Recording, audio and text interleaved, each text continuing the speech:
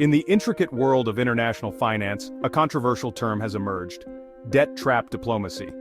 This phrase describes a situation where one country, often wealthier, uses loans to gain leverage over another country, typically one that is economically weaker. The borrower, burdened by mounting debt, may be forced to make significant economic or political concessions, which can have long-lasting impacts on their sovereignty and development.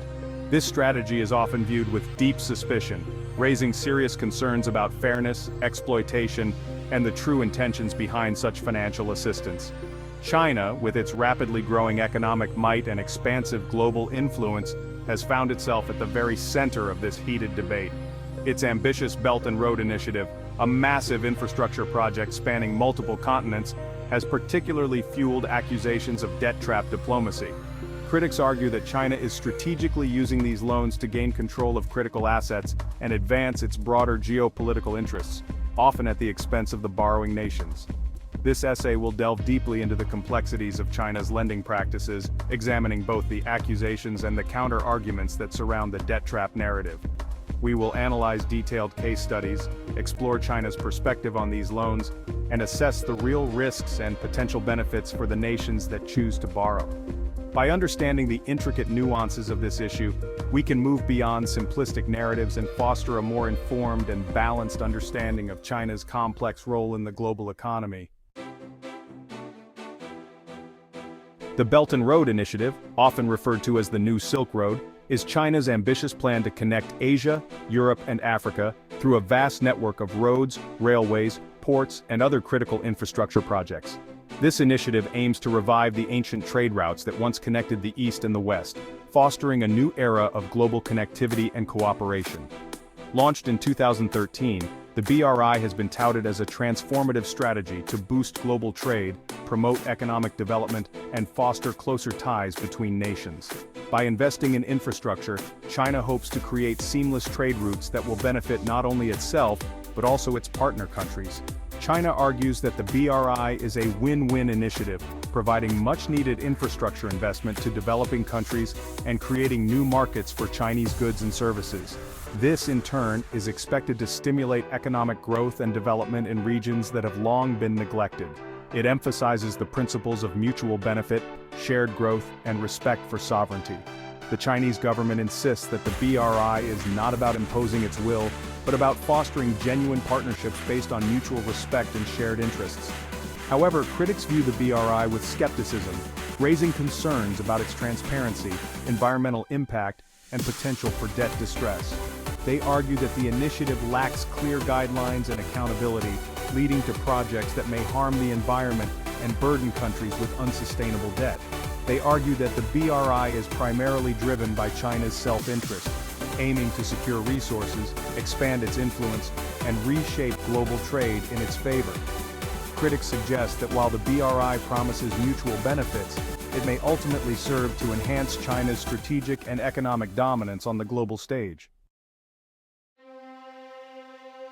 Sri Lanka's Hambantota port stands as a stark example often cited in discussions about China's debt trap diplomacy. In 2017, Sri Lanka, unable to repay its debts to China, was forced to lease the strategically located port to a Chinese state-owned company for 99 years. This controversial deal raised alarm bells about China's lending practices. Critics argued that China had deliberately ensnared Sri Lanka in a debt trap, using its leverage to gain control of a valuable asset. The Hambantota port became a symbol of the potential risks associated with Chinese loans. However, the Sri Lankan government at the time insisted that the port deal was a necessary step to address its economic woes. They argued that the lease agreement would alleviate debt burdens and attract foreign investment. Africa, with its vast need for infrastructure development, has become a major recipient of Chinese loans under the BRI. While these investments have undoubtedly contributed to economic growth and improved connectivity, concerns about debt sustainability have also emerged. Several African countries, including Djibouti, Zambia, and Ethiopia, have taken on significant debts from China to finance infrastructure projects.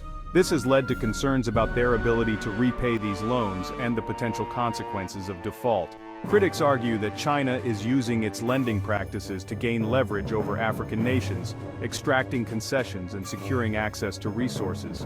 They point to cases where Chinese companies have been awarded lucrative contracts or where African countries have been pressured to support China's geopolitical interests.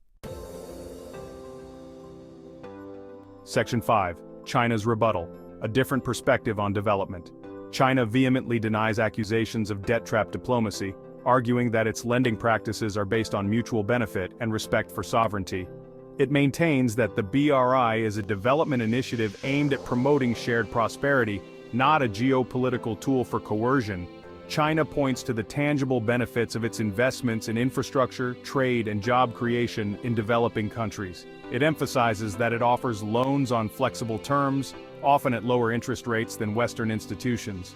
Furthermore, China argues that the debt problems faced by some countries are complex and cannot be solely attributed to Chinese loans. It highlights factors such as poor governance, corruption, and global economic shocks as contributing to debt distress. Section 6. Debunking the trap. Is there more to the story? While the debt trap narrative has gained traction, some experts argue that it is an oversimplification of a complex issue. They point out that there is no evidence of a deliberate Chinese strategy to ensnare countries in debt. They argue that China, like any lender, seeks to protect its investments and ensure repayment.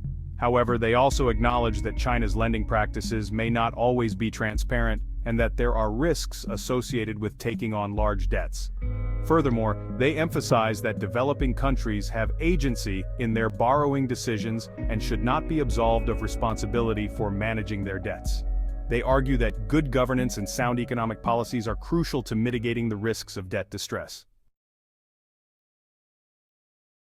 Section 7. The real risks.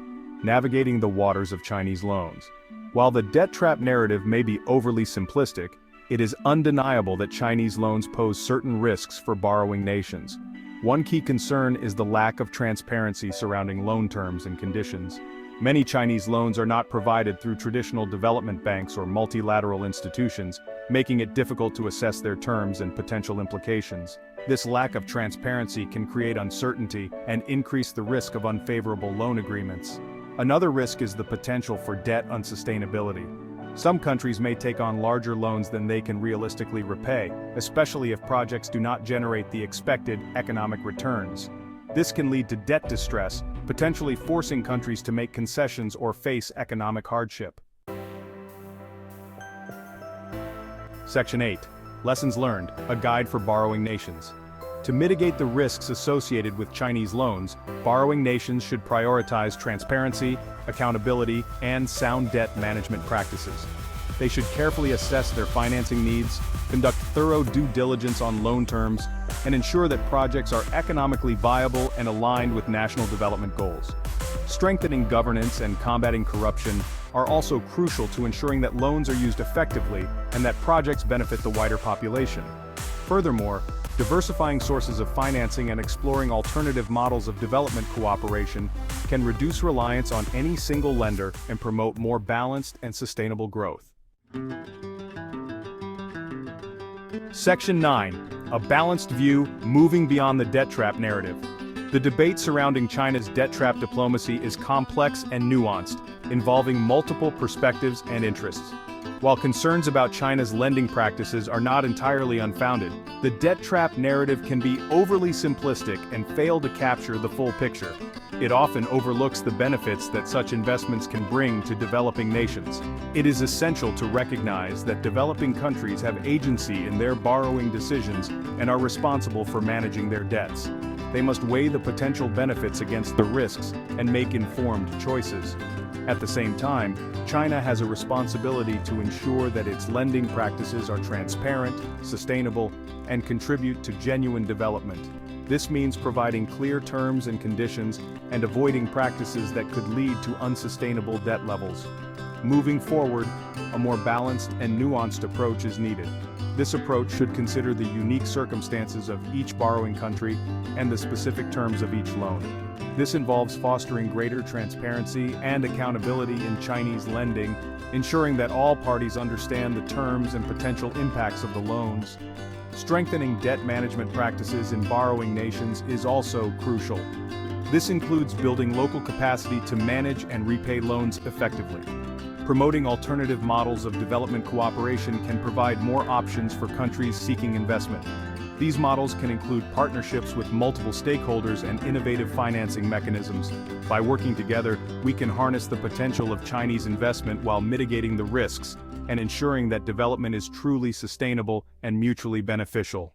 Collaboration and mutual understanding are key to achieving these goals.